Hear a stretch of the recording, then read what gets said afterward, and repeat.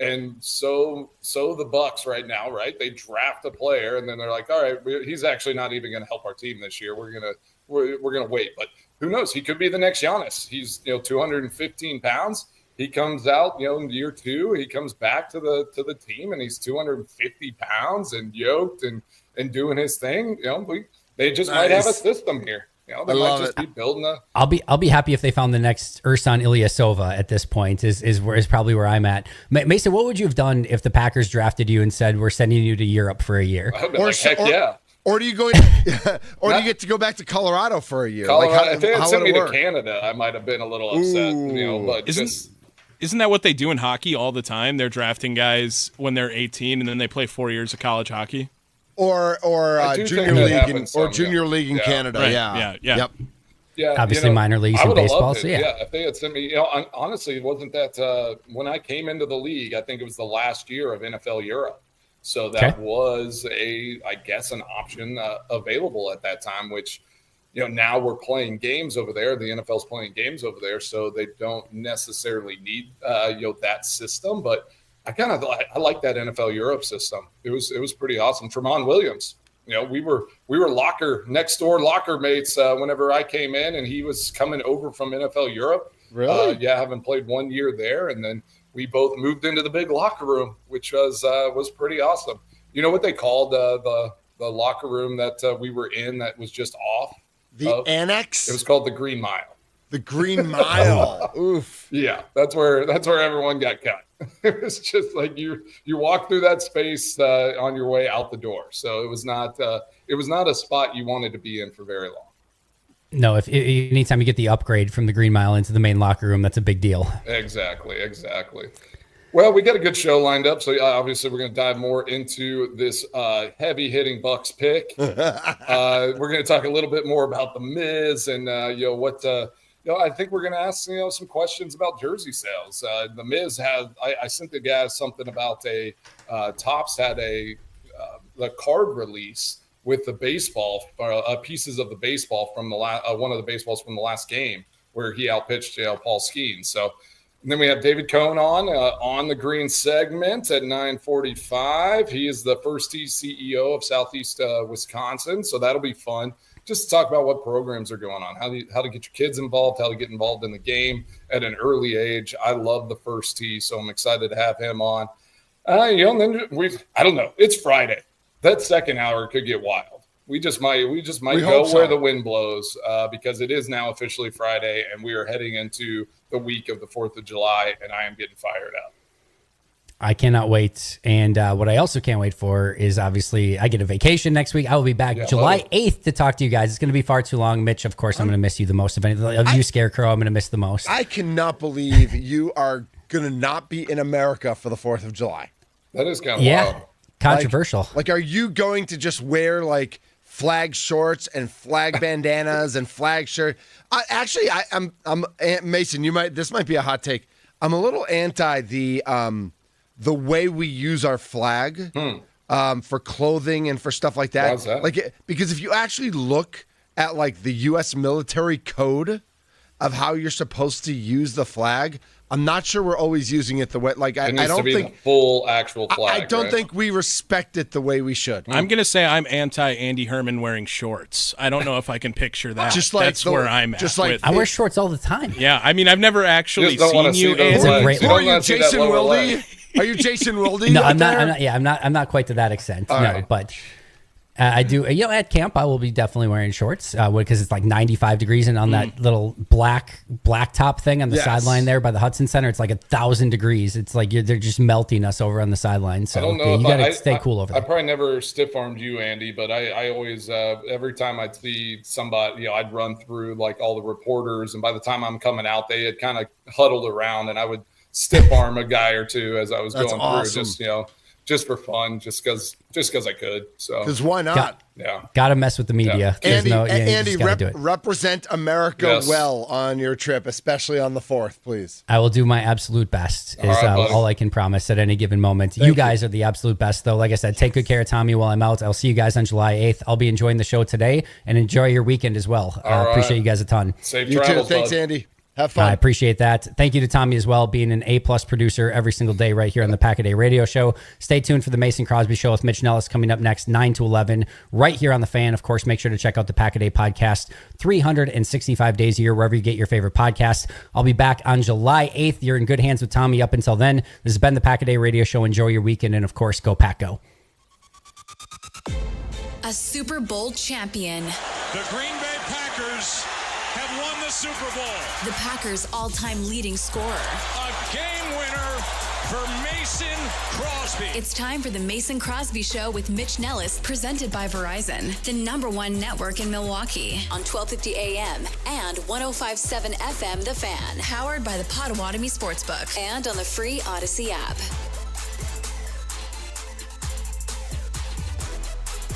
Good morning and welcome in. The long wait is over. Bogalub Markovich is a Milwaukee Buck. The Brewers were off yesterday. They are back in action against the hapless Colorado Rockies here in Milwaukee tonight. And if we weren't all diehard Indiana Pacers fans before, Marquette's Cam Jones is now an Indiana Pacer. Yes, sirs. And we love to say yes, sir, to this gentleman, the best kicker on planet Earth to this day. He is Mason Crosby. What's up, Mace? You are still Mason Crosby? And the best kicker on earth.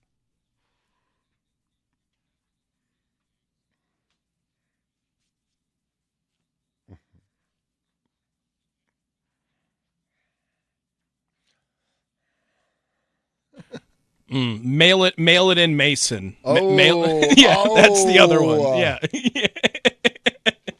Vacation Mason.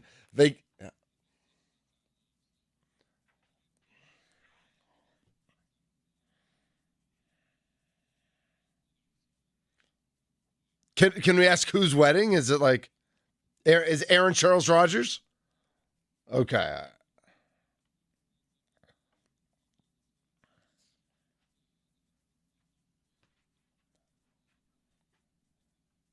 Okay. Oh, nice. Where are they? Can we ask where you're going? Oh, very nice. Okay. Never been either. I've been to the Dominican Republic, at an all-inclusive, of course, because I'm scared. I've been to St. Thomas and St. John's, but I think that's about it when it comes to the. I don't know. Are those? I don't know what's Caribbean, what's not, I don't know what's what. Okay. Ooh, yes, nice. But that's not. We don't have to worry. Really? That's crazy. I never knew. Stay out of hurricane season too. We'll get to that. I know. This is the Mason Crosby Show, presented by Verizon, the #1 network in Milwaukee. Round 2 of the NBA draft last night. And Bogo is Buck's property. I wouldn't say he's a Buck, because I don't know if he's actually a Milwaukee Buck. The Bucks have said they are open to him being on the Bucks this year, but most likely he will stay in Serbia for at least one more year, if not longer. And we talked about it a little bit during the crosstalk with Andy and Pack-A-Day Radio. Like, Mason, what if, like, in the NFL, like, anybody you picked in the 6th or 7th round, you could actually, like, send to a developmental team, whether it's NFL Europe or whether they stay in college for a year or whatever that was. Like, that was just it's such a weird concept, isn't it? Mm-hmm.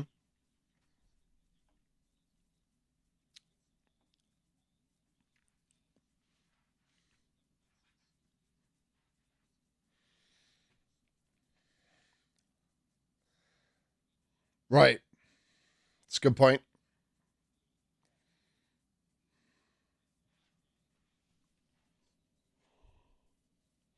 At least in the Adriatic.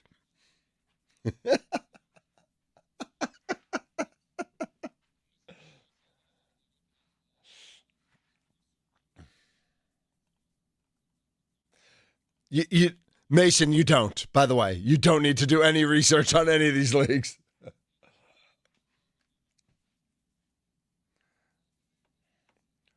I'll tell you why. It's because I have the email from the Milwaukee Bucks that has like literally in the first line, it's capital B-O, so it's Bo, then it's Galoob Markovich. And it's like they have the pronunciation guide there. So if they didn't have that, you're right. I would probably go Bogoljub Markovich. He's got a lot of time. Jameis Winston was in the league like a decade, and he still found a way. So we got plenty of time. Well, there's an E and an I right next to each other. I know it's Bogaloo, but I like Bogoljub. Like Beetlejuice. I'm just going to call him Beetlejuice. Beetlejuice. Yeah, right. It's got it. Yeah, because that's his first student syllable. I mean, it's Bogo, right? For sure. Can shoot a little bit. Yep.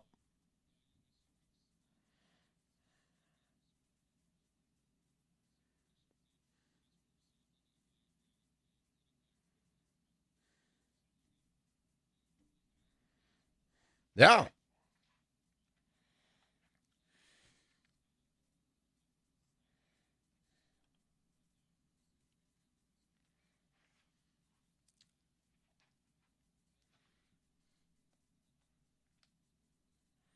Yeah, I mean, it's so funny because we have no clue, right, Mason? Like we have no idea if this, is this a good decision? Is this a bad decision?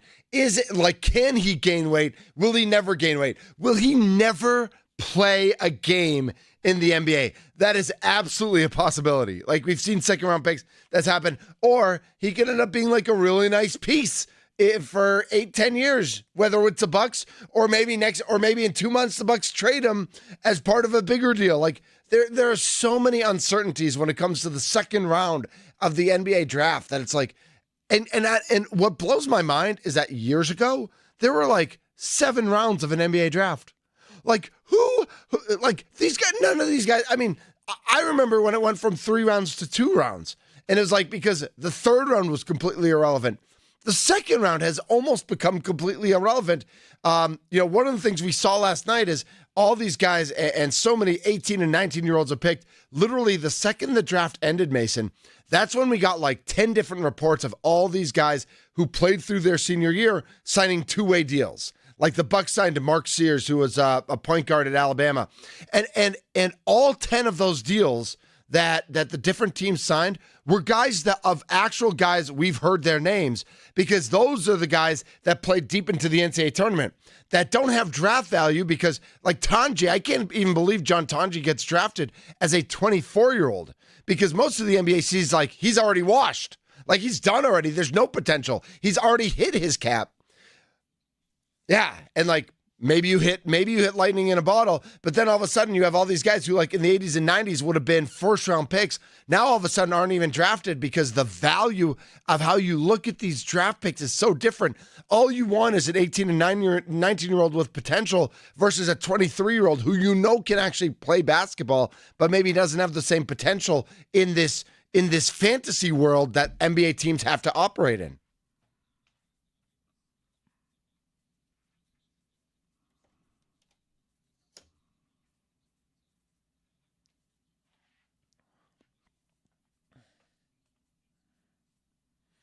Yep.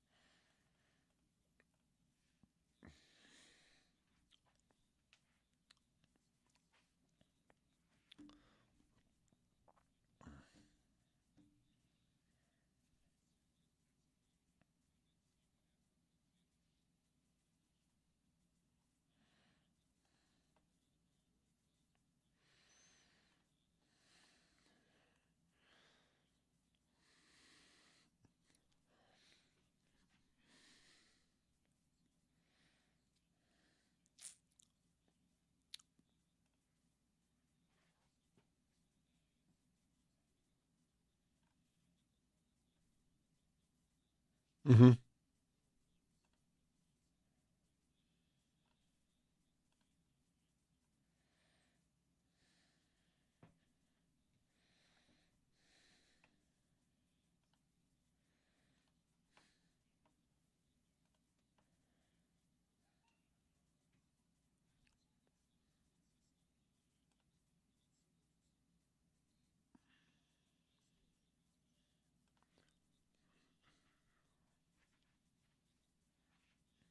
Right. That's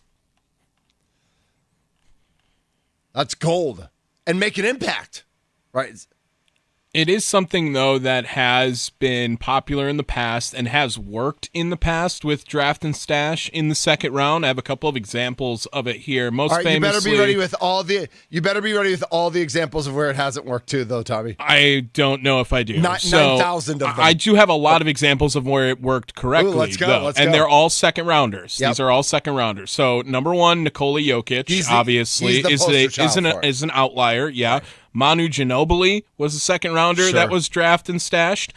Bill Laimbeer was the 65th overall pick and was drafted in 79, but didn't play until 1980 because of a stash year. But you could stash still in college then. Correct, I think. correct. Yeah. Marc you Gasol, can't do that anymore. Marc Gasol is another option of this as well. And Jonas Valanciunas, but he was like the 5th overall pick actually. So, but looking at, there are plenty of examples of them. Being Marcin Gortat, another one, even that's right a there. good one. Yeah, Yep. 57th overall pick in 2005. Decent center career. It's had a decent career. Yeah. Yeah, so there is examples of this working successfully for sure, and the expectations are also very low. Yes, primarily, yeah. At this point, it's almost only European players. Yeah, like, the only American player. I don't know if it's allowed anymore because Larry Bird is also on this list. You could do that back then. Right, because you could the Celtics drafted him, and then he played one more year in college. I think the example for Americans is if you don't want to go to college, Brandon Jennings is kind of the poster child for. Brandon Jennings came out of high school, did not want to go to college, was not eligible to be drafted, so he went and played a year in Italy, and then was drafted whatever overall by the Bucks. And had, I would say an uneven career. He had some great highlights, but certainly not the career he would have liked. Emmanuel Mudiay, another one who went over to China to play for a year instead of going to high school. That's another guy who's also done this. Yep. But specifically draft and stash. There's even Luis Scola also on this list. Like there is plenty of examples of second rounders being successful draft and stash players. Yeah, but for all the guys you get, the problem is for all the guys you just named, Tommy. Every year there's that many who don't end up making it. Well, okay, So no. I'm just saying, it's a good tactic. It's good that the Bucks have it. I love Frank Madden's tweet. Frank's a longtime Bucks reporter and podcaster. Frank tweeted out earlier that the Bucks did exactly what Giannis wanted. They cleared a spot for Thanasis to come back to the team.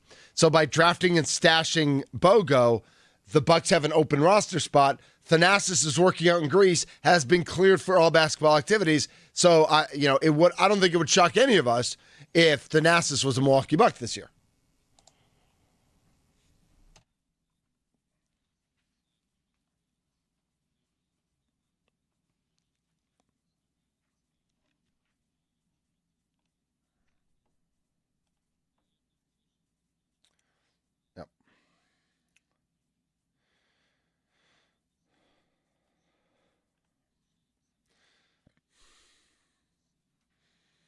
Aren't we all? Right.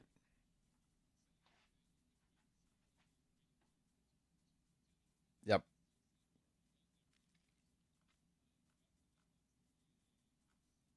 So dumb. 414-677-1250. 414-677-1250 is the Nicolay Law Fan Talk and Text line. Was there a moment last night, and I'll start with you, Tommy. Was there a moment last night when the Bucks got on the clock where you just thought to yourself, man, I wouldn't mind John Tanji on the, Cam Jones had already been picked, and we'll talk about Cam in a second.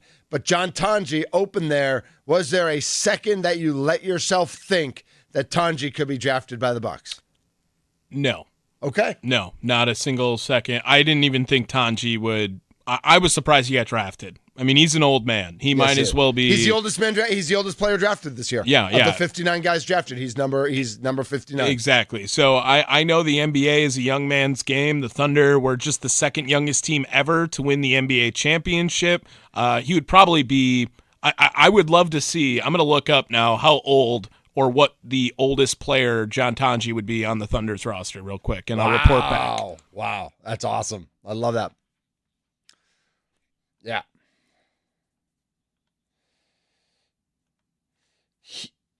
He's right around there. I'm interested because Tanji's 24, which is, because he spent 6 years in college. We are live on YouTube at The Fan Milwaukee. We are now streaming on video. I'm waving. Hi, Mason.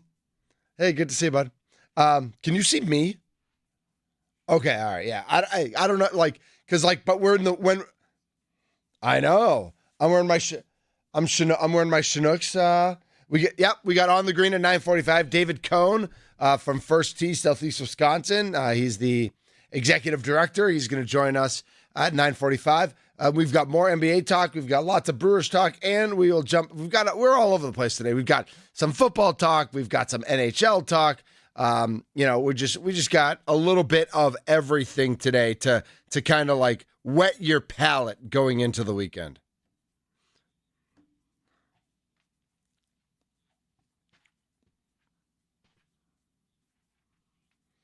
Oh, the Rockies, yep.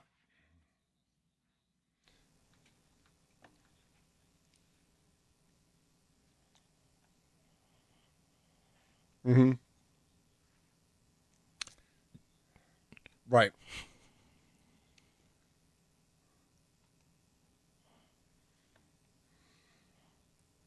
Love that. Yeah. Steve Reed and Bogo at the top of my list of players I need to meet. Steve Reed was a nice, seventh inning guy who just, threw darts.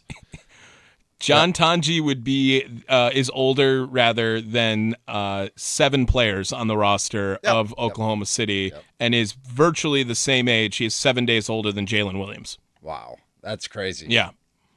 So I expect him to enter the league and be Jalen Williams. Let's go, John Tonji. It is 77 degrees in Hales Corners. High of 82, low of 60, which I assume we already hit because that's over midnight. I never understand why they give lows in weather reports where it's this is the low, but it actually hit at 2 a.m. So if you weren't awake for it, you missed the low. During the day, it's going to be a high of 82. It's going to be in the low 80s today.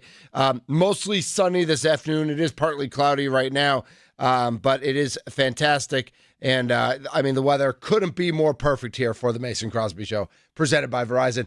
Let's get into it. I got a little more I want to get to Cam Jones, and then we'll get into some Jackson Churio, Jacob Mizorowski talk. The Rockies are in town. The Brewers should win by a cumulative 50-3 score, and then the Rockies can get hot. Absolutely. After this weekend. He's Mason Crosby. I'm Mitch Nelles, a.k.a. Thunder. The Mason Crosby Show is presented by Verizon.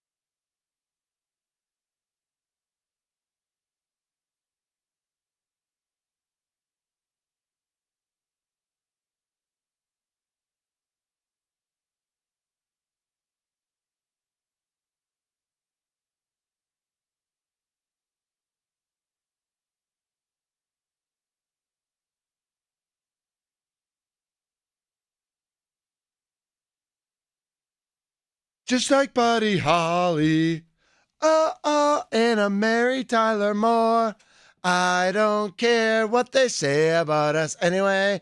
I don't care about that.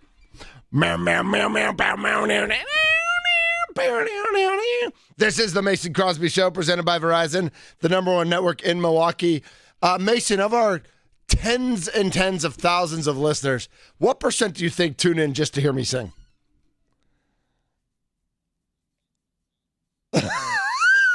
I'll take it. I'll take it. I'm here for it. I think that's exactly right. He's Mason Crosby. I'm Mitch Nelles. We are the Mason Crosby Show presented by Verizon. We're just having a blast on this Friday.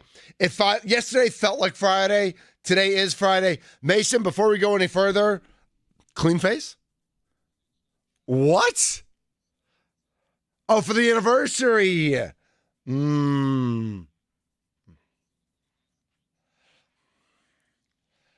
You shaved like 8 years off your life.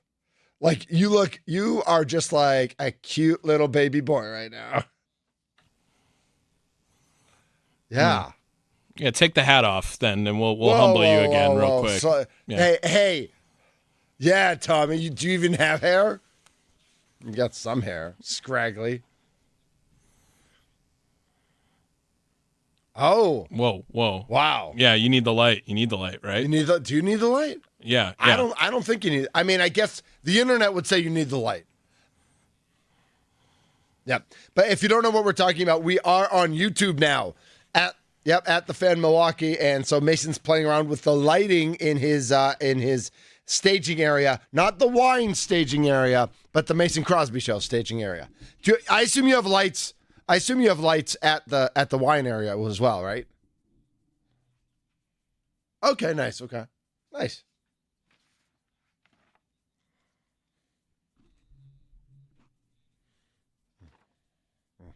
Love it.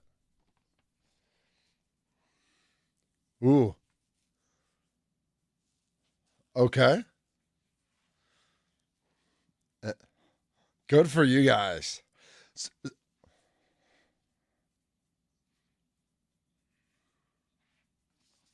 Okay.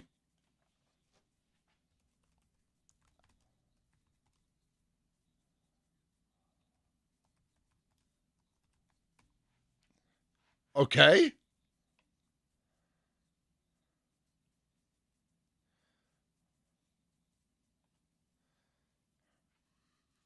I'm very intrigued at this point. Yeah.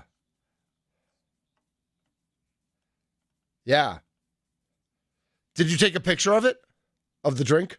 Okay. If you did, I'd love to see it. We could share that on social media. Oh, well, that's just classic. He's Mason Crosby. I'm Mitch Nelles. Tommy Wirtz is here as well.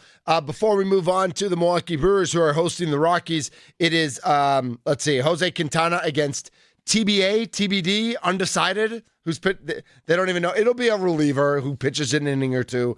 They'll go the bullpen game. But before we get to that, John Tanji goes to the Utah Jazz in the second round.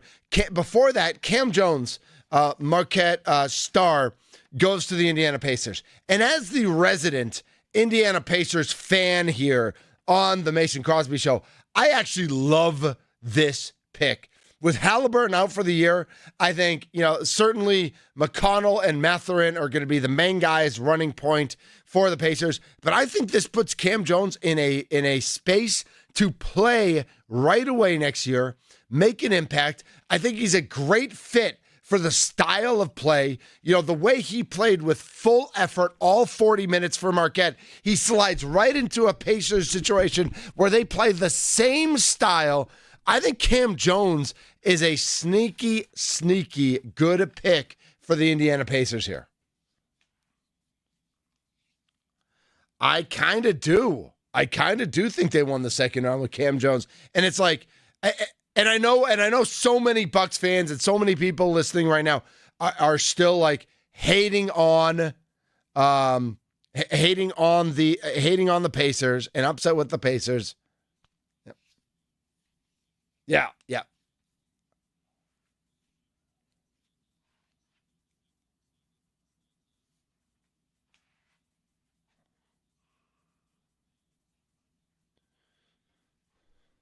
Exactly. So I just wanted to make mention of that. Like when I saw that pop up, he gets to keep wearing blue and yellow, which he was a senior, right? So I bet he's 22 or 23. I'll bet 22. Cam Jones is 23 years old. 23, okay. So he's older too. But I actually think like on a team like the Pacers, that makes sense to bring in like a veteran, a college veteran who knows how to play the game, as opposed to other teams who need to hit big with potential. The Pacers don't necessarily need to hit big with potential. They just need like another steadying force. Yeah, exactly. So we'll see how that all goes. Speaking of 22 and 23, so he's 23. You know who else is 23, Mason? Jacob Mizorowski. He's 23. Yeah. And it's still like we're still feeling the afterglow of everything that happened on Wednesday. Ooh, I need one, though. I will.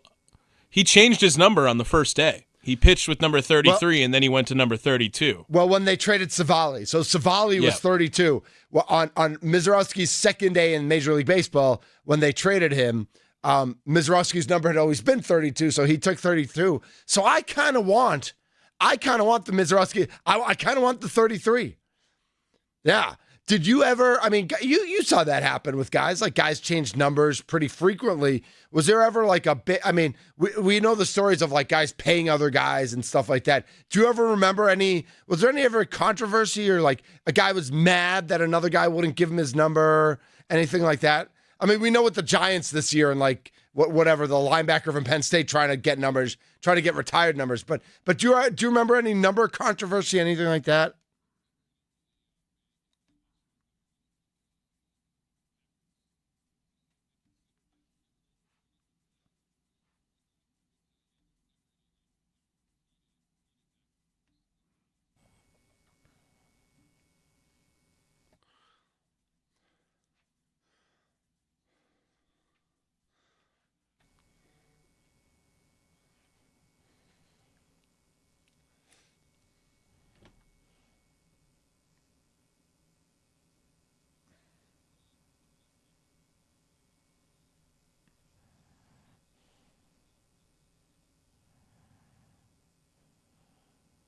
Okay.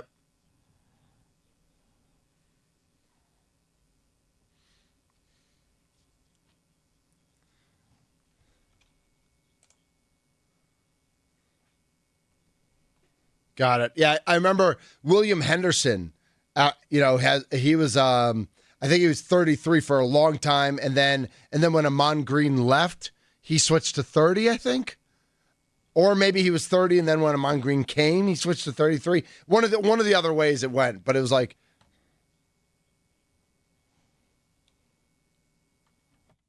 yes, he wore something. Yeah, I think you're right. I think he wore a different. Was he 34? I think it was 30, and it looked weird, right? Yeah. All right, so Jacob Mizorowski wears 33 his first time. There were other people saying who were like, listen, we know you've been 32 your whole life, but you just pitched 5 no-hit innings in your pro debut. Are you sure you want to switch numbers? Well, right. But do you believe in superstitions like that, Mason, at all? Like, no? Okay.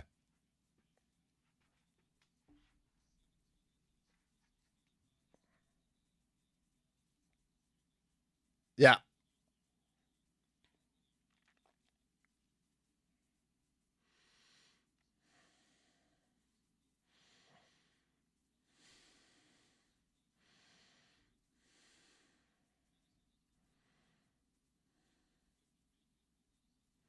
Right.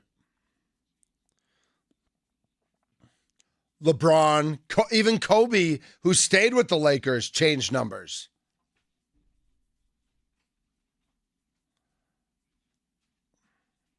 Exactly.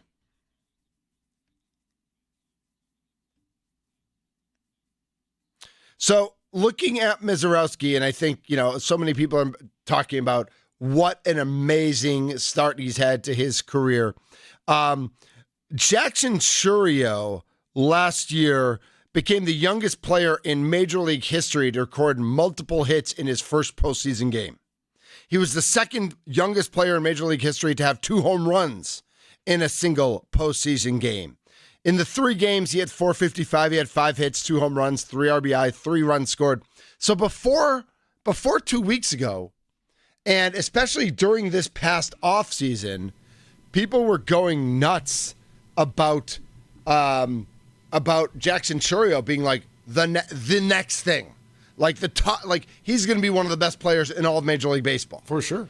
Is he like? How do we balance? I don't think that's changed. Right. That's my question. Like, that may not have changed, but the attention has changed a little bit because of Mizorowski. Which could be really good for Chourio. Okay. Right? Tell me about As that. As he kind of hits, gets into that, like a, pun intended, like hits it and like gets in and like, gets his little records and gets his recognition. And then, he started off a little shaky, to start the season. You're kind of like, all right, like, how is this going to carry over? Obviously still like an amazing player, but now he can settle in and be like, all right, I'm building to be like still a superstar. The attention, a little bit of attention, especially locally and nationally, is off of me. Yep. Like I don't have to carry the weight of that. Let Miz do his thing every 5 days, come in and, everybody's going to be looking at him, and I'm just going to find my rhythm and find my path to superstardom. And I think it's a great thing, because a guy on the mound, like to have Miz, a 6'7", dominating pitcher, take some of that attention. That's like what their job is, right? Like they go out on that mound, they get the ball every time, and it's like a quarterback. And it's like now everybody around him can fill those roles and make their own path without it being like this pressure of, I have to lead the way, I have to be special every time I take the field. Yep. It's a good thing to have more pieces that are going to take that attention. I love that take, and I hope that is Jackson's reality. And I hope. He's a competitor. He wants to be seen. Of course, he wants to. Right. He obviously is not afraid of the spotlight. But he also probably appreciates that. Like, listen, I don't need to be under the microscope 24/7. Like, it's nice that someone else is there. And with the way Mizorowski's pitched, like it's not like they had this microscope on Mizorowski because we all knew he was a big prospect, and he's been like so. Yeah, he hasn't been so. All eyes are on him. Maybe it does let Jackson just relax a little bit and play his game in the second half of the season. How often in like just a regular season matchup is one team favored, like a Milwaukee's -210? Yeah, against the Rockies. So, I feel like that number is pretty high for just like a middle of the season. That's a high number. The Rockies just came from L.A. I'm guessing those were like 285. Ooh. Like, there are times when you see a dominant pitcher against a bad team, you could even get up to 300. But a typical where you have two normal, teams around 500 with, a pitcher, not necessarily the ace, but anybody else pitching, 150, 160 is pretty normal. So anything over 200, listen, that's more about, as much as we love Jose Quintana and he's been really good for the Brewers, that's more about how bad the Rockies have been. How bad the Rockies are.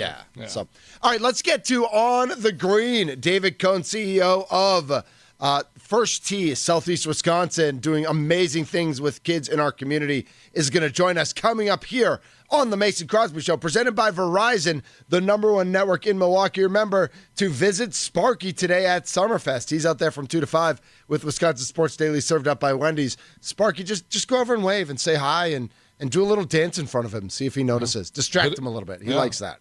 Yeah, Sparky's going to be hitting golf shots. Yeah. Have him out there. Just nailing that hole-in-one. Exactly. It's the Mason Crosby Show, presented by Verizon.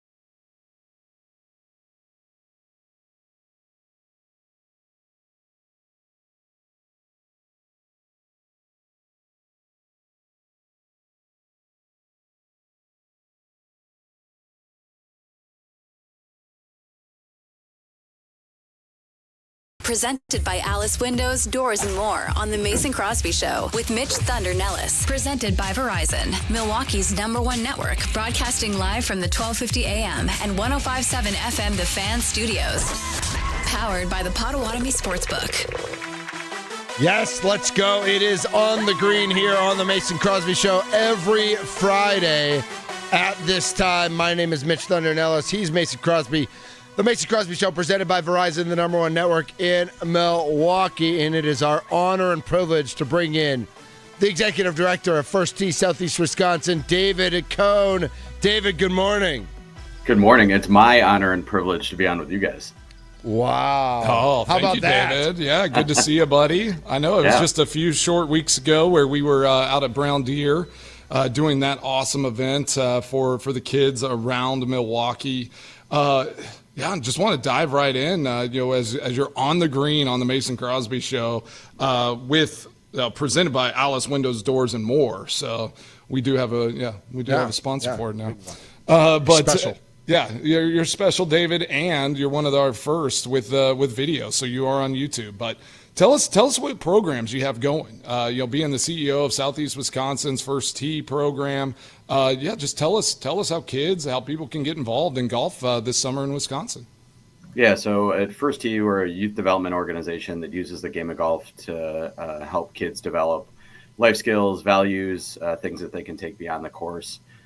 So we program at 8 different locations during the year. Opportunities for parents to sign their kids up, to introduce them to golf, to practice, play, get better.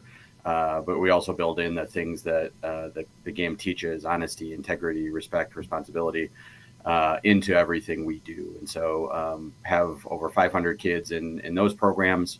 We also work with elementary and middle schools to help get them the equipment and training they need for their PE teachers to be able to introduce golf into their physical education curriculum. And then we work with community partners. You saw, a program like that at Brown Deer that day. We partner with Neighborhood House of Milwaukee, Boys and Girls Club of Fond du Lac, different organizations to bring their kids out to the golf course and include golf in the things that they do. Oh, that's so awesome, David. So what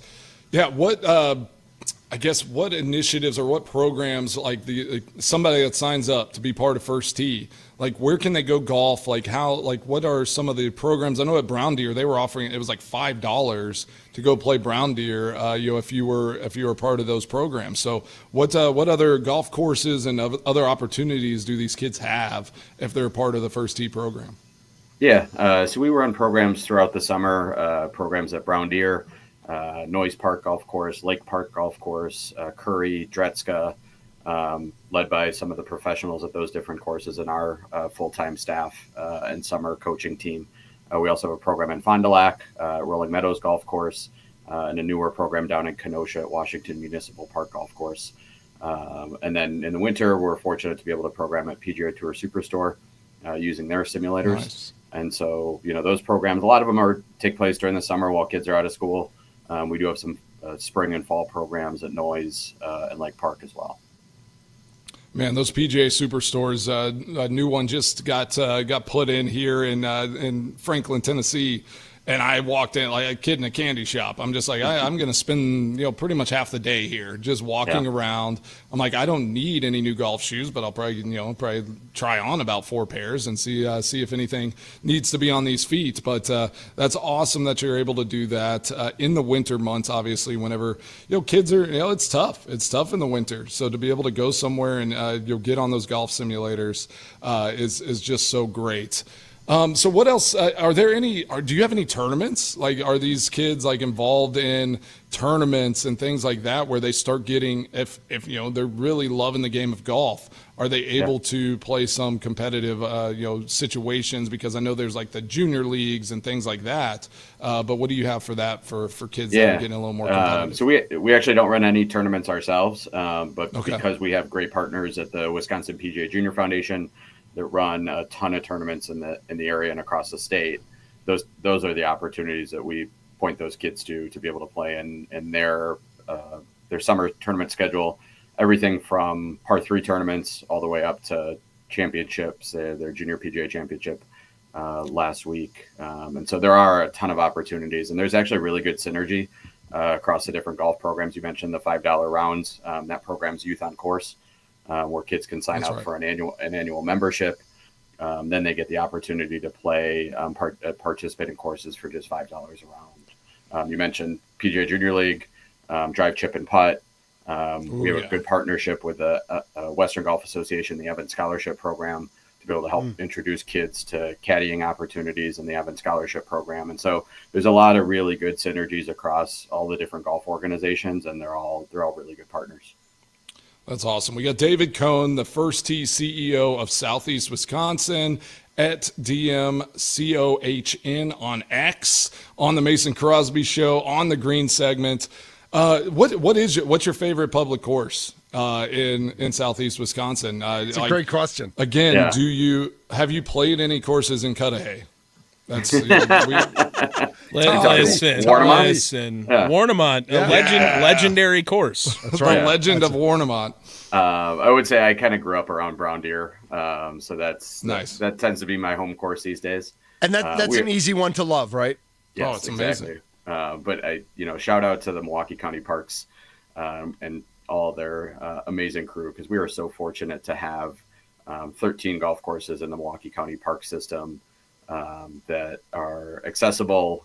We're fortunate in the relationship that we have with them at Noise Park, where kids can play free all summer long. And there's progressions from coming out and playing one of the par 3 short courses to moving up to one of their executive courses, to moving up to a regulation, then a championship course like Brown Deer.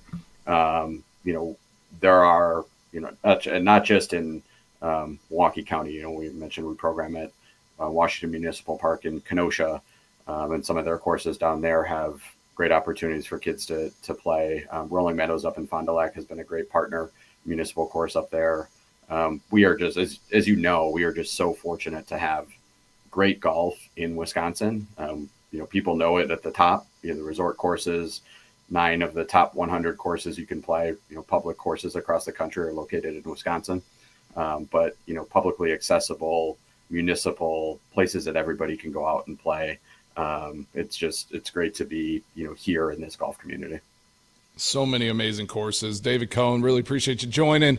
So what we like to ask on the green here too is what would be your first kind of advice and tip to give in this situation for First Tee, getting somebody involved? Because sometimes it's scary to step into that space. You've never swung a club, you've never done anything.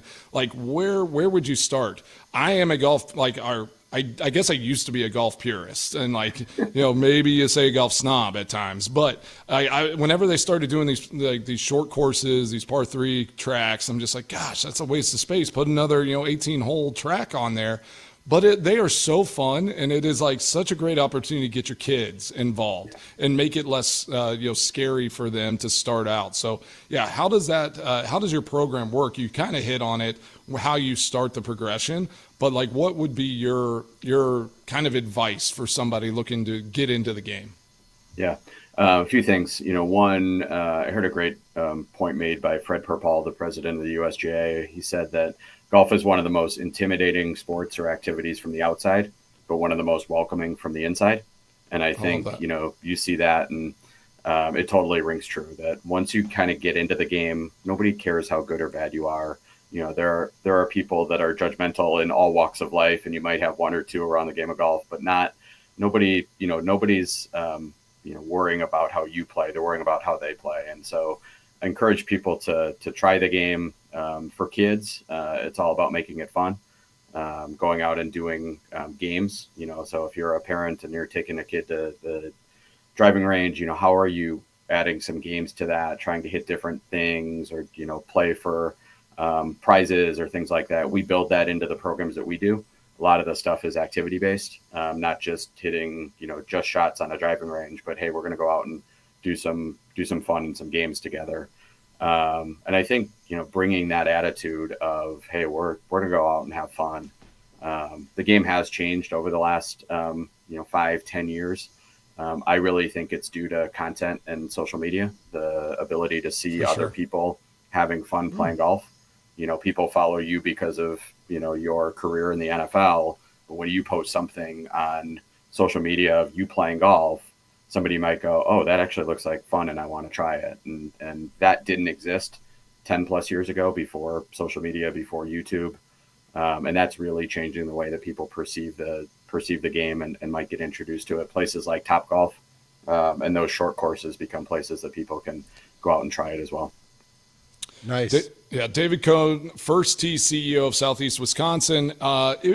It is like so much more approachable, right? It's like the golf gear, like everything is a little more exciting and fun. Whenever you go to the PGA Superstore, anywhere like that, it's like I can actually like wear this stuff out. It's not just stuffy, go to the country club and like be a little bougie. So I do love that. Let our listeners know, are there any camps or any opportunities here this upcoming week heading into the 4th of July where they can go, a parent and their kid go and get involved, or send a kid to a camp, at a local course to get involved in the game of golf? Do you have anything like that going on here this upcoming week? Yeah. So unfortunately, we've started our full summer of seasons. All of our programs are structured where the kids are coming once a week, and we're a few weeks in.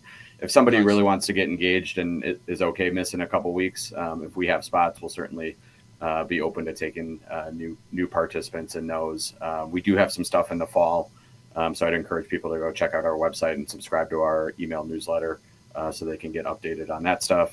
And then, one thing I want to make sure I mention is that we're funded.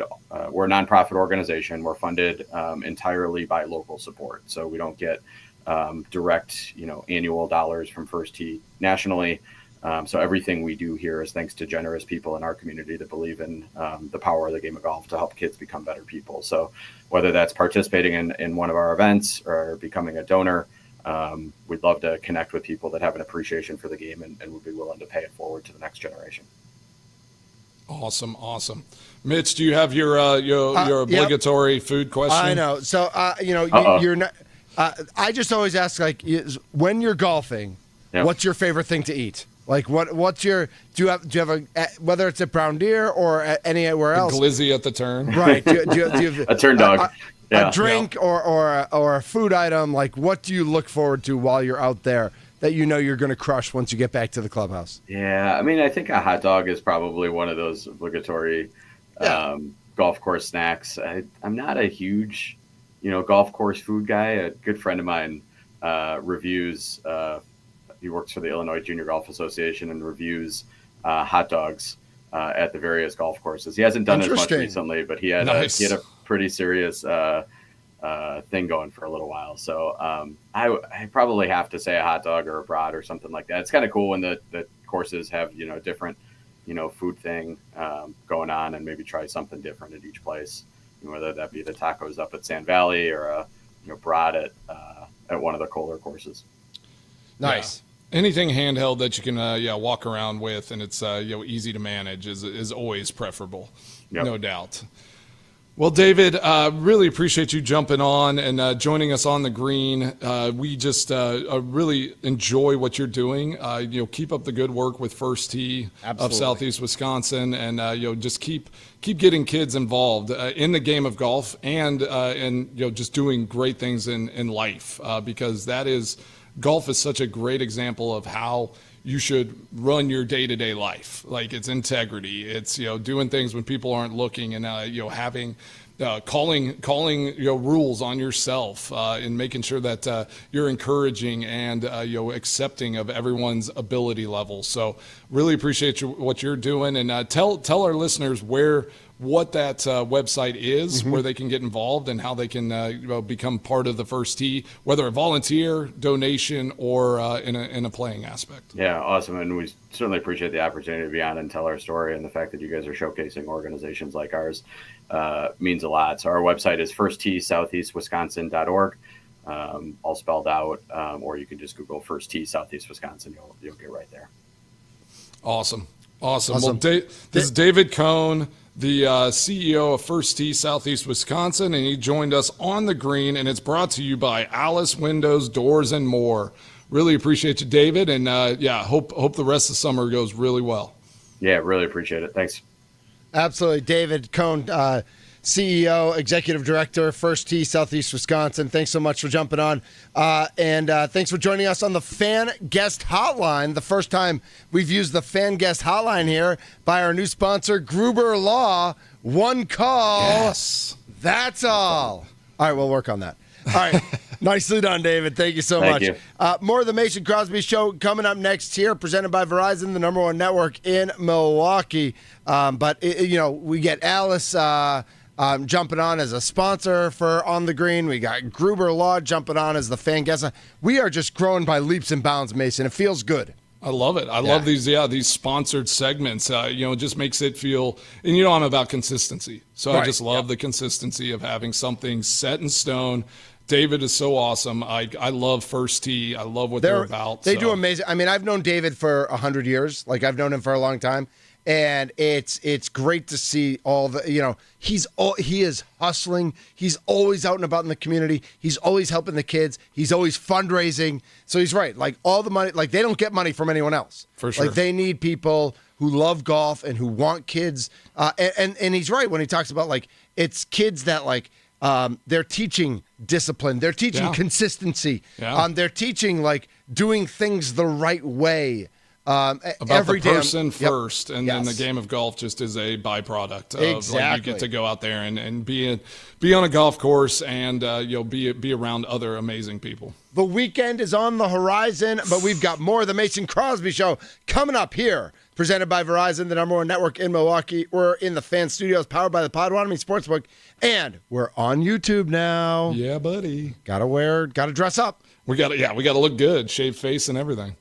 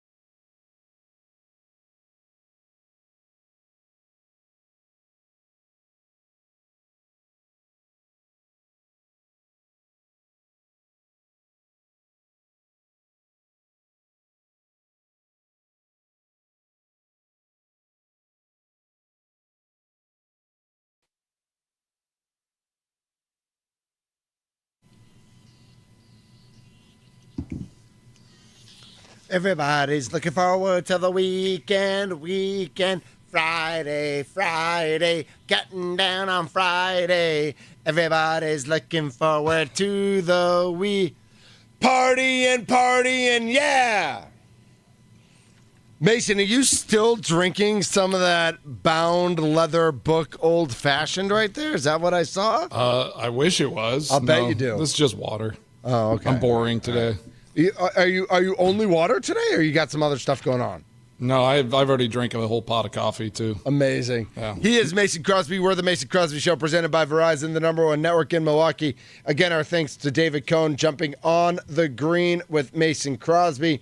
And our thanks to him for joining us on the fan guest line, the fan guest hotline, powered by Gruber Law. One call. That's all. So hot. Yes. The absolute best, as our friend Andy Herman would say. Let's talk about hot now.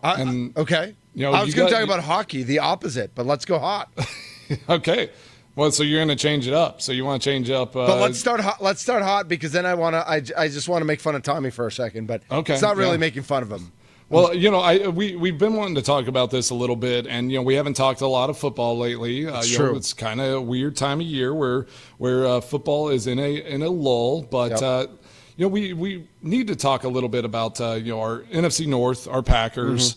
You know, kind of who is primed to have a great season, and who do you think had the best offseason in the NFC North out of those 4 teams? That's a fun question. Yeah. And I saw that you put in parentheses, not a power ranking. I put that for Mitch. Oh, yeah. I put that because I know you hate power rankings. So can I immediately say, like, not the Vikings?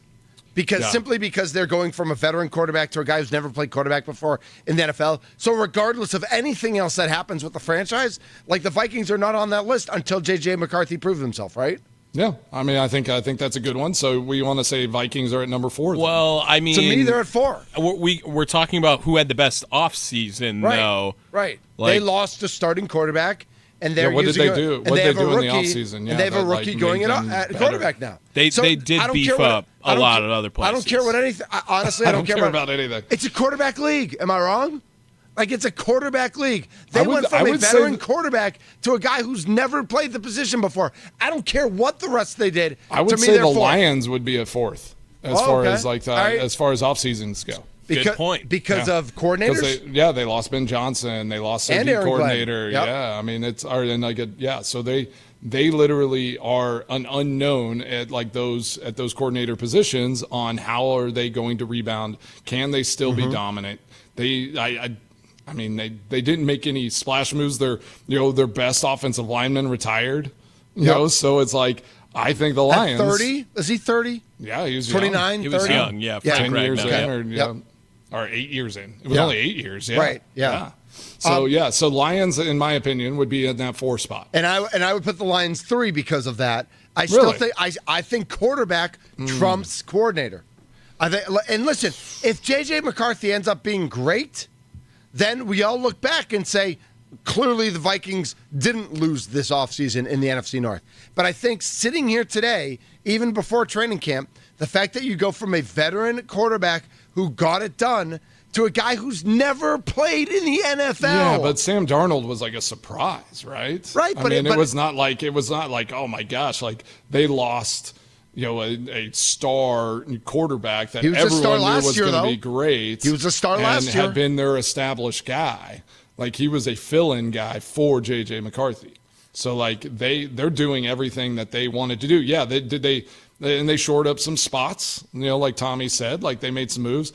So, I can agree. Like, I think that they might be interchangeable at that 3-4, but I will say the Lions have more question marks from being the best team in that division to, like, all right, what are they going to be this year? So again, we're looking just purely on offseason. And I'll go back to, I will agree with you that the Lions have more question marks, but I would say the Vikings have the biggest question mark. I could also argue that the Green Bay. I like the zoom in. That was like for emphasis. He puts his hands up so much that the camera freaks out. I'm old. I talk with my hands. I could argue the Green Bay. I'm not used to just like typing on my phone 24/7, lying in bed like all you youngsters do. I actually interact with people in life. Okay, all right. Listen, BlackBerry. Okay, waving your arms at people is interacting. I loved my BlackBerry. I'm attacking you, Mason. Did you have a BlackBerry, by the way?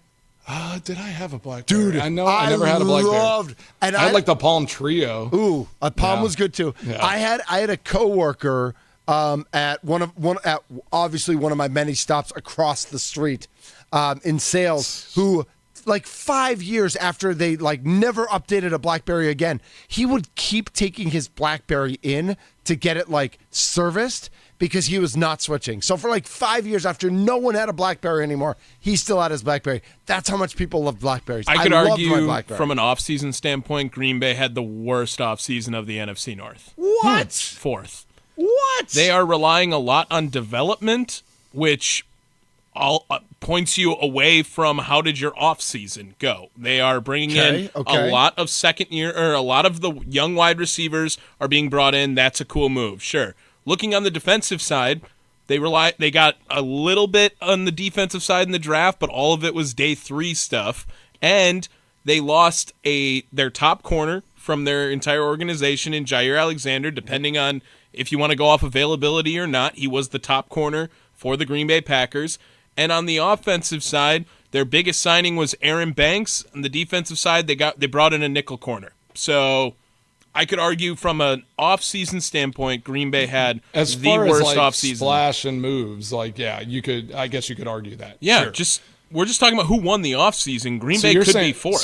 So we're but Detroit lost both as of right now, coordinators. de facto, we're saying that the Chicago Bears. All right, hold on. Time out. Is that what we're saying? Tommy, so I think you're arguing who had the best offseason in terms of adding things to their team. Correct. You're not looking at what guys lost.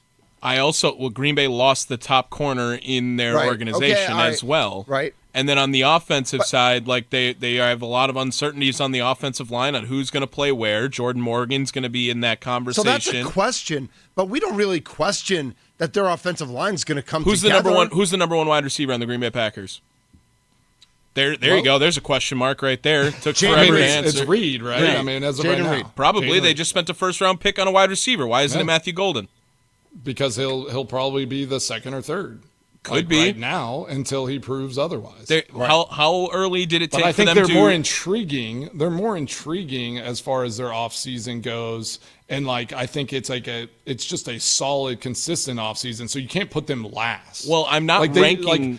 I get Jair's gone, and that is a question mark, and that is oh my gosh. But so if we're let's just say it. So if we're looking at who had the best offseason, that's what the question was.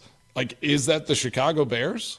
I think because they went and got a power, an up and coming coordinator. Right. They they shored up their offensive line. They made a lot of moves. But there's still so many question marks. I think as far as trying hard, the Chicago Bears have tried the hardest. They get the try hard award. They get the try hard award. I love that. The Mason Crosby participation trophy. They got the participation. No, I think those are two different trophies. I think participation and try hard are two different things. Try hard. Because I'll participate, but I don't always try hard. I'm just saying it from a specific off-season standpoint. Effort takes no talent. By no means do I think the Green Bay Packers are the fourth team in the NFC North. But as far as getting better through your offseason, Green Bay could be fourth in the NFC. Yes, in the NFC North. So let's just say I will say, okay, so we can probably agree. On paper, the Chicago Bears got better this offseason. Yes. I think we all agree. So I think if you just look on paper, Lions probably on paper got work. They probably got the worst out of all those teams from being the best to getting rid of all their coordinators. So they lost. On the field, they lost their center. So he was the center. Did they really lose anything else? They lost a cornerback, but they brought a cornerback in. Yeah, they brought in DJ Reed. Right. So they arguably got a little better there. Mm-hmm. Besides that, they didn't really. Nothing really changed. No, not a lot. Right. So we're really all right. So I don't know. And they promoted from within for their coordinator positions, right? So they should look fairly similar. But I still just think those are top candidates. Like they had 2 coordinators that went and got head coaching jobs. So those guys are legitimate pieces that they lost. And then the Bears, got one of those pieces, a head coach in Ben Johnson. Caleb Williams, is scared of the Packers fans. So that living rent free, baby. I love it.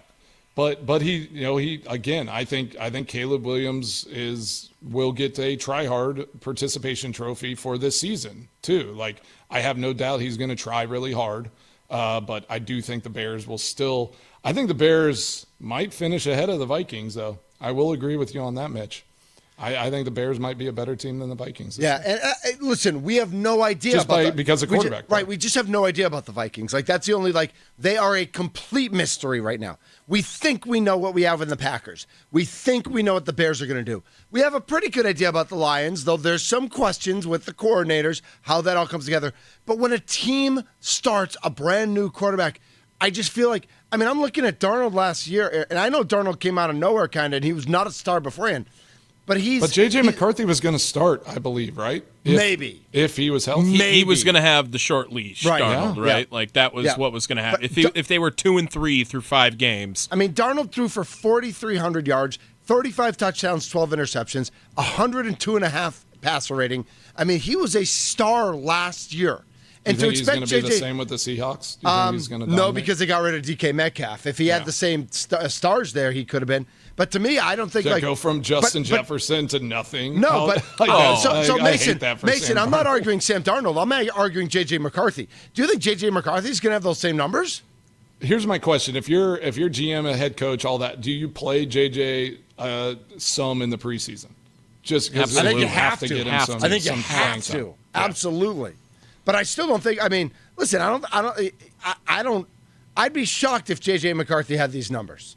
And maybe he will. Maybe he will blow us all away. Maybe he's the man. But he wasn't even that good at Michigan. He was just a guy. Yeah, he was a handoff merchant, right? For sure. Yep. And he can't be a handoff merchant in Minnesota because Aaron Jones gets hurt half the time. Yeah. We all love Aaron Jones. You have Justin Jefferson. Right. Aaron Jones, one of the best guys in the world, right? But he doesn't stay healthy.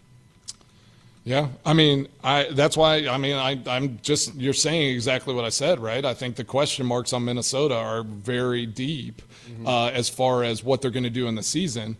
I just think if we're ranking off season, so obviously we keep jumping all over the place, but I think Minnesota has potential to finish last in this division this year, just because of that quarterback, the unknown quarterback. It could go a different way because I do think they have a good team. They proved that last year. But, if that quarterback play is really, really down from what it was last year, they could end up being the last place team in this division. Bears are going to be vying for that still. I don't think Ben Johnson can just turn them around. No, but they can go 10-7. They could go 10-7, don't you think? Yeah. Could the Bears go 10-7 this year? Yeah, this it has to be the Packers have to feel really good going into this season at their chances of winning this division again. Mm-hmm. It's Lions have question marks. They have a good team. They have a great head coach. They are becoming more like the Packers every year as far as how they run and operate things. But they're just going to have some growing pains. And if the Packers can get out to a great start and really just hold this thing off until the end, I think it's the Packers division to lose more than anything right now. I agree. And I think unless everything comes together for the Lions, if there isn't a blip from coordinator to coordinator, the Lions probably are more talented. They showed it last year. But it's hard to say on offense and defense. There's no blip. Even though they hired from within, it's still not the same voice, right, Mason? When you hire from within, it's not the same guy, right? I do think Dan Campbell, though. And you've seen it. The Packers have changed coordinators and done things. As long as you have the consistent culture, it shouldn't go that far. Okay. But Jared Goff is not Aaron Rodgers. Right. Whenever we were changing coordinator, doing stuff, he is not going to just be able to handle the game and take over the way Aaron could on the offensive side of the ball. I do think the Lions will be just as good. They'll be better on defense. If Hutchinson, if he comes back and can stay healthy and all of those things. Right. So that's a little scary. It's going to be it's going to be a battle to the finish between the Lions and the Packers again. I think the Lions aren't going anywhere, but I do think the Packers. This is a real opportunity for them to grab back hold of the NFC North. He's Mason Crosby. I'm Mitch Nelles. Tommy Wirtz is here as well. We are the Mason Crosby Show, presented by Verizon, the number one network in Milwaukee. 414-677-1250, the Nicolay Law Fan Talk and text line. Off-season rankings. Who had the best off-season in the NFC North? Who had the worst off-season in the NFC North? This is not a ranking of where you think they will finish this year in the NFC North. It's based on the off-season. Who had the best off-season? Who had the worst off-season? We would love to hear from you. 414-677-1250. I have a hockey question for Tommy coming up. I'm excited for it. I don't know if it's a good one or not, but I feel like it just popped into my head, and I feel like Tommy is the perfect person to ask. Brewers and Rockies play game one of their 3-game series tonight at 7. Get ready for the first pitch with the leadoff show, powered by Tommy Wirtz, powered by the Potawatomi Sportsbook, powered by everything we believe in here at The Fan, 1250 AM and 105.7 FM. That's tonight at 6, listening to the leadoff show. Right now you're listening to the Mason Crosby Show, presented by Verizon. Yeah, buddy.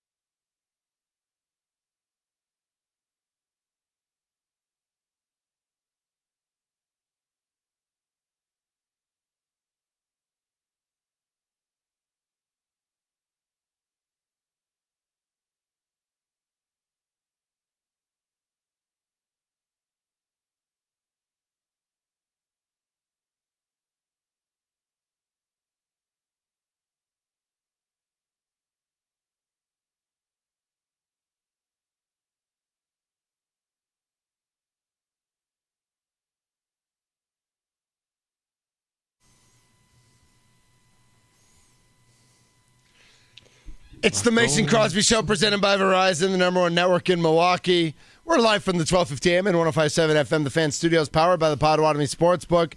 Would love to hear from you on the Nicolay Law Fan Talk and Text line, 414-677-1250, 414-677-1250. Which NFC North team had the best offseason? Which NFC North team had the worst offseason? One lost the quarterback. One lost both coordinators. One lost a all-pro cornerback, and one is the Chicago Bears, who just stink in general. So they still they still do what they do. They do still suck. And we are now live on YouTube at The Fan Milwaukee. Make sure you get to your closest YouTube channel, which is probably the phone you're holding in your hand, because we all have YouTube on our phone. Make sure you are watching the Mason Crosby Show presented by Verizon now on the YouTube channel, so you can see the freshly shaven young man celebrating his 17th wedding anniversary tomorrow. Mason, please make sure from Tommy and I, you pass along our congrats to Molly Crosby for making it to 17. For putting up with me for just 17. Her. Just her. Just her, right. For sure. Exactly. Condolences, right? No, not quite condolences. There's got to be some in-between layer there. Sure. Tommy, what is the name of the Utah hockey team? It is the Yeti now, right? It is not the Yeti. Oh, it's the Mammoth. Right. The Mammoth. I think Yeti is their mascot. Yeah. Are you all in? Wait, they're the Utah Mammoth. They're the Utah Mammoth. The Yeti is their mascot? I don't know. Sense. No, a Mammoth is probably their mascot. Right. Woolly. The Woolly. Woolly. Yeah. Woolly. Are you all in? Are you foregoing all other hockey teams not named the Florida Panthers and jumping? Are they your Western Conference I team? have tried to do this 2 times now. When Vegas got a team, I was like, I'll be all Vegas Golden because Knights, of that. let's go. And Yeah, then you they would. made the championship, and I was like, I don't want to be that guy who is on the team that went to the championship. Then I tried to do it with the Seattle Kraken when they came about. Yes. And release the Kraken. and then they stunk, so I didn't want to be on that wagon either. So I am not going to be in on Utah being the Mammoth. I am shocked. The name is why are we getting rid of S's in names when they name teams? So that was my next question. Is Utah the only market in Just the America Mammoth? that has 2 major sports teams that don't end with S? Like, I know that we have the Kraken. I know that we have the Heat. We have a bunch of other teams without But an S. is Mammoth plural? It is. It like, Yeah. so I it's learned yes. that too not when the they Mammoths. They're right. not the Mammoths. Yeah. The Mammoth is. The Mammoths. They might be. Yeah, off the top of my head, that sounds about right. Yeah.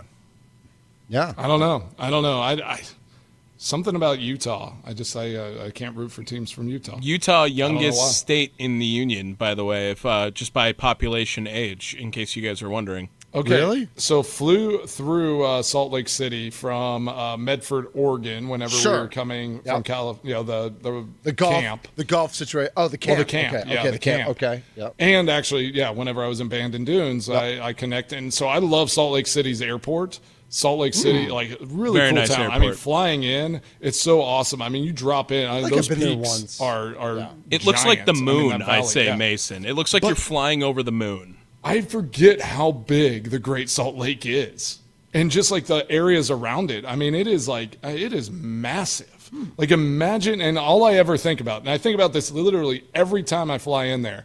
I imagine being an explorer, or like you're coming across to the west, and you run into that Great Salt Lake.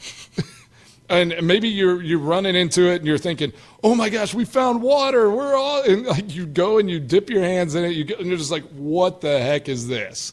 And now we have to go around this massive lake that serves no purpose in the world. For me, that's all I ever think about. I just feel bad for the people that found that place first. Can we get Lake Talk sponsored on this show? Ooh, that we would should. be That makes Mason sense, Crosby yeah. just And, talking yeah. about lakes. In the Midwest. Back in 2000, I would love that. Back in 2000, I saw the 8th-ranked Badgers beat the 1st-ranked Arizona Wildcats in Salt Lake City. We were in spring break in Vegas, and once Wisconsin beat Fresno State in the first round, we decided to rent a car and make the 5.5-hour drive Nice. To go watch the Badgers beat. I think Lauren Woods was. I think Gilbert Arenas was on that team. Nice. I think Richard Jefferson might have been on that team. I mean, it was a stacked NBA roster for Arizona, but they had no idea what they were coming into Dick Bennett's buzzsaw of defense. Yeah. Like they just had no idea. Just got steamrolled. So was that the question for me? Mitch? Yeah, did they get salt in their eyes? Look at Big Rumble, Hallie Nellis, listening to the game, writing in on the Nikolai Law Fan Talk and text line. A lot of WNBA teams don't have S's at the end of their. Thank you. The Liberty, the Fever, the Sun, the Valkyrie. Just the Sun. Yeah, isn't it the Connecticut Sun? Yeah, Suns was taken. Yeah, So right. We are the Sun. Yeah, the father of the Sun. No. We're not there. Mason, you go to see Nelly tonight at AmFam Field after the Brewers game? Ooh. You can get on like YouTube and like see some people live streaming that? I want to now. You're a Nelly guy, right? I love Nelly, yeah. Tomorrow, sure. Pat Murphy bobblehead. Nice. And Are y'all going to any of the games this weekend? I don't know. It's the Rockies. I am trying to figure out a way to get to tomorrow is so there's a few things tomorrow. Tomorrow, of course, is the celebrity softball game. Yeah, that you weren't invited to. That wasn't. Well, I was invited to come to. Okay. So I did get a pass to it. So Nice. I think I'm going to go. But this weekend's also Cedarburg Strawberry Fest, which is a pretty big deal. It is standing room only throughout blocks and blocks of downtown Cedarburg, which is a beautiful place to just walk around with lots of shops. But Strawberry Fest is like a big deal. And one of the biggest things is strawberry milk. Mason, besides chocolate milk, are there any milks you will drink? I love strawberry milkshakes, so I guess I would love strawberry milk. Yeah. I mean, I don't know why I wouldn't. Nesquik makes it. I remember not something that I would like choose off the shelf. Banana milk, caramel milk, coffee milk. Bleh. I mean, milk in coffee, sure. Right. Well, milk and coffee, if you add more coffee-flavored milk, I guess I could be down. Right. Banana milk? No. Yep, that's one of the Nesquik flavors. Caramel milk? I guess that would taste good. I mean, Hershey's makes a caramel sauce that you can make caramel milk with.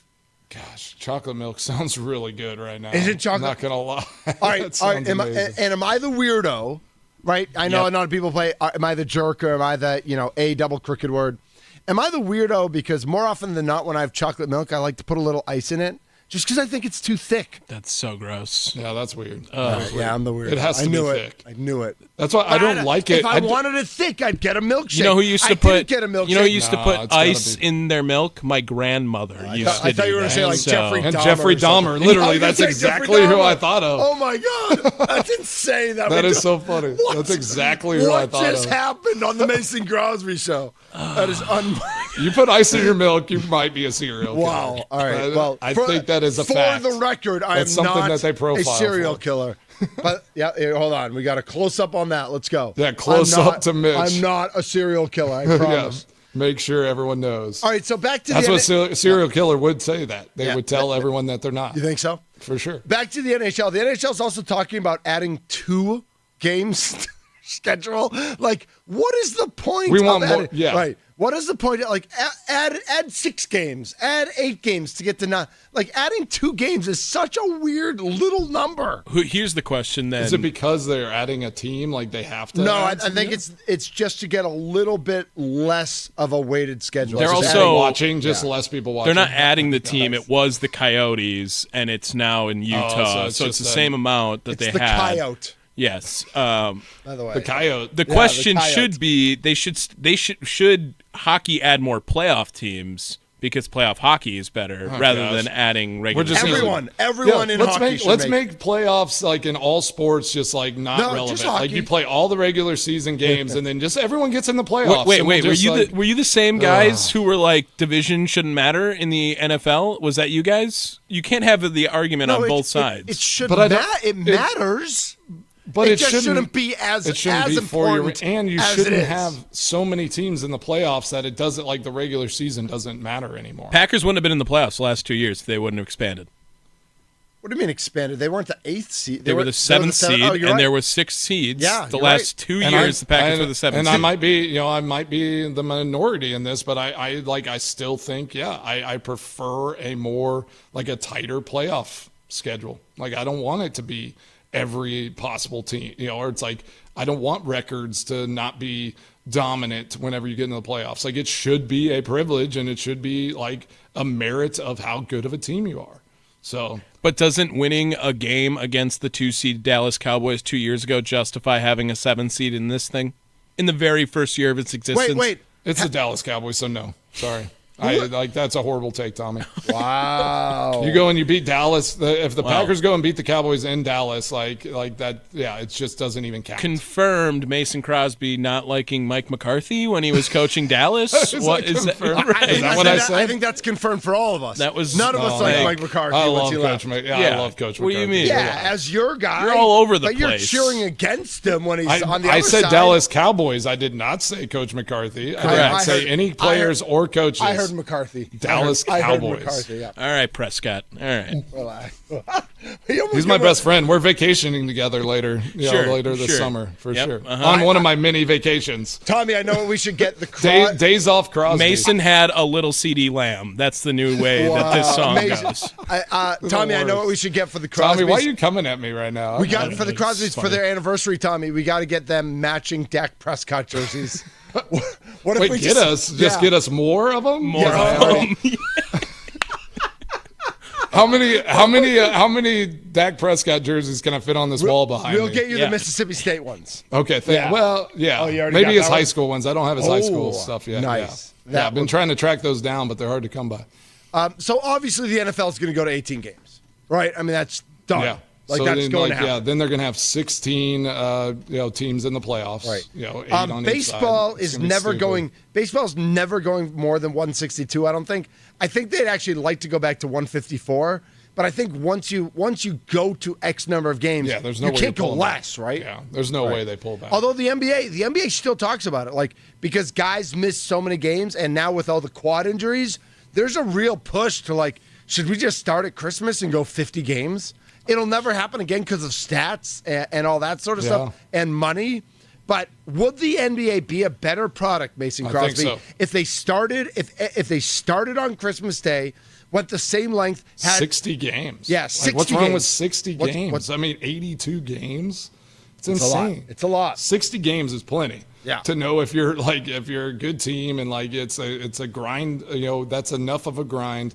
60 games makes sense. 82 games is insane. Yeah, I don't disagree. It's a lot. I mean, I'm an NBA knucklehead, so I love it, but I also realize that I don't think we need this many games. All right, quick NCAA tournament. Should the NCAA tournament went from 64 to 68, but it didn't really because those Tuesday games don't even count and nobody cares. Should the NCAA just go to 96 because 96? Wait, no, Mason, 96 is the number. When you talk about tournaments. Right? Okay. 96 is the number, unless you're going to just go to 128.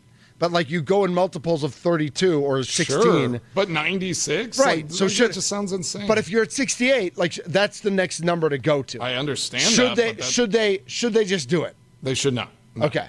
Should they eliminate Tuesday and just go back to 64? Yes, I'm a huge Tuesday's so stupid. I hate It's not part of the tournament. Yeah. You get to go to Dayton, Ohio. Either No one wants to go to made it Dayton. or you didn't. I actually I don't love the play-in games anyways. Right. It's like you either made it or you didn't make it. Do it on the merit of your season. I don't understand these little bonus games. It's again, it's the try hard, it's the participation trophy. Also, if you are a conference tournament champion, you should not have to play in Dayton.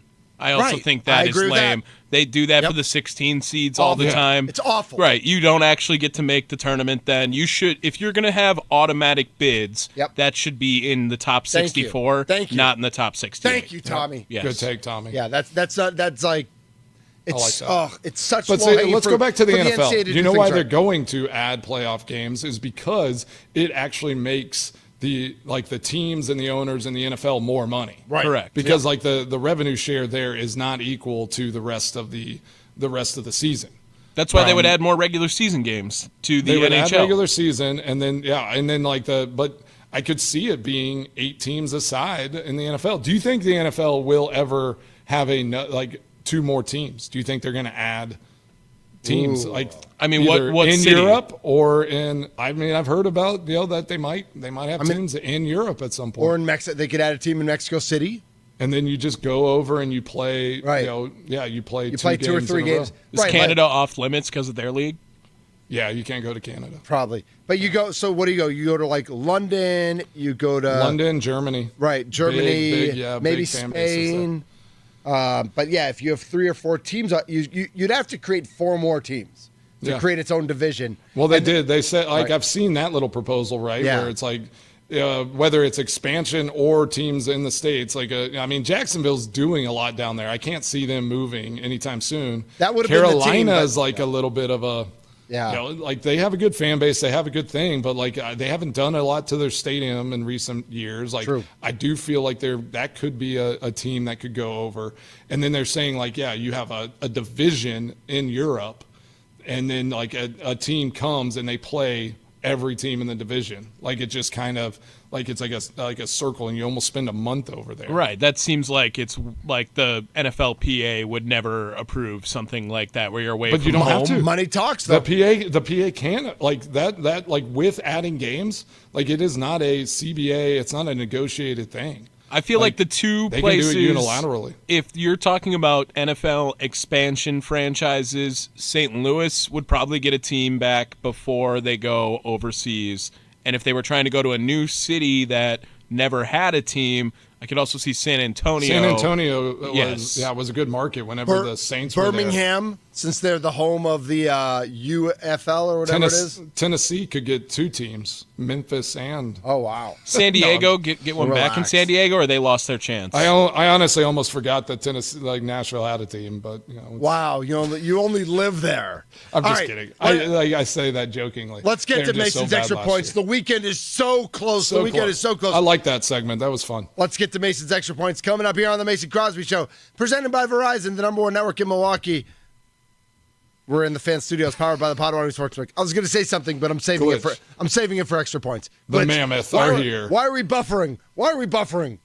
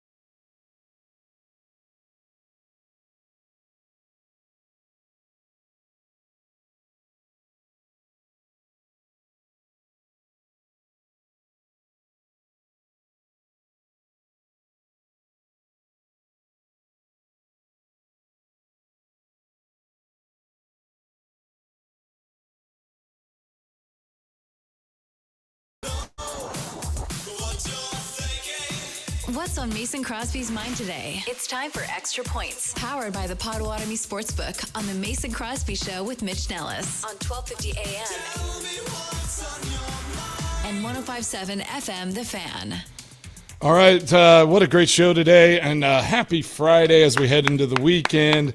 It is almost that time where we're in the week of the 4th. The Crosby Battle for Freedom will be happening on the 4th of July. You better dominate. So, if I hear that Reese Crosby enters into your same atmosphere, it is now the Reese Crosby Show presented Reese by will Verizon. Reese will be in jorts and a tank top, so we'll definitely have some good photos. Who's he? Pat McAfee? Brett Favre. No, Reese rocks the jorts. He is. That is very Brett Favre. Yeah, we might have a mullet situation. I don't know what might happen. But yeah, anyways, great show.